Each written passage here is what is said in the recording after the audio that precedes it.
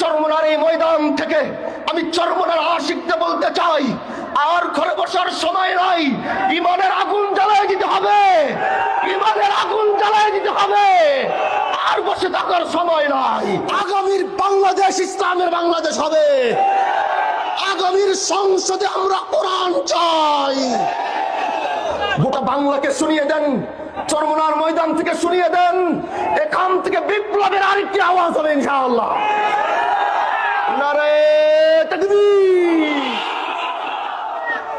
লিল্লাহি তাকবীর, লিল্লাহি তাকবীর, আল্লাহু আকবার। মানে সত্যিয়া হুশিয়ার সাবধান, হুশিয়ার সাবধান, লিল্লাহি তাকবীর।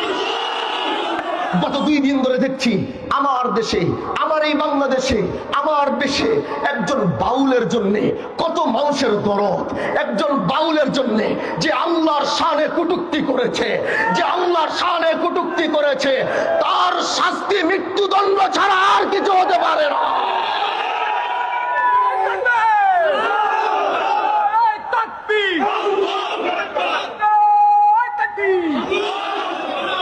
ও বন্ধু, ও বন্ধু, জাগো জাগো।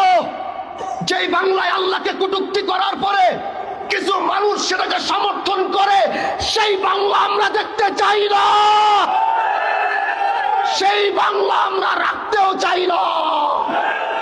আল্লাহর শানে কটূক্তি করার পরে গোটা দেশ, গোটা অঞ্চলে আগুন জ্বালিয়ে দিতে হবে, ওর বিচার না হওয়া পর্যন্ত। চরমনার ময়দান থেকে বলছি, এনসিপি সহ বাংলাদেশের অনেক রাজনৈতিক দলকে দেখেছি মায়া বেড়েছে। আল্লাহর শানে কটূক্তি করার পরে যার দিলে মায়া হয়, ও মুসলমান হতে পারে না, ও মুনাফিক ও কাফের। সেটা যেই হবে, সেটা যেই হবে, সেটা যেই হবে, সেই মুনাফিক হবে।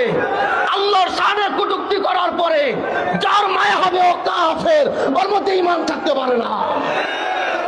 ও বন্ধু আমার, এজন্য মুহাম্মাদের দেওয়া সেই আমানত, মুহাম্মদুর রাসূলুল্লাহ রেখে যাওয়া সেই সুন্নাত আমাদেরকে জিন্দা করতে হবে। আল্লাহর নবীর রেখে যাওয়া আমানত আমাদেরকে রক্ষা করতে হবে। নবীর পরে সাহাবায়ে কেরাম রক্ষা করেছে, তারপরে তাবিঈনরা রক্ষা করেছে, তারপরে তাবিঈনরা রক্ষা করেছে, তারপরে আইম্মায়ে মুজতাহিদিনরা রক্ষা করেছে, তারপরে ইমামরা রক্ষা করেছে, তারপরে আলেমরা রক্ষা করছে। আগামীতে যদি চরমনার পীর সহ বাংলার সমস্ত পীরকে রক্ষা করতে হয়, তারা জীবন দিয়ে মুহাম্মাদের দেওয়া সে আমানত রক্ষা করবে। শুধু তারাই নয়, তাদেরকে যারা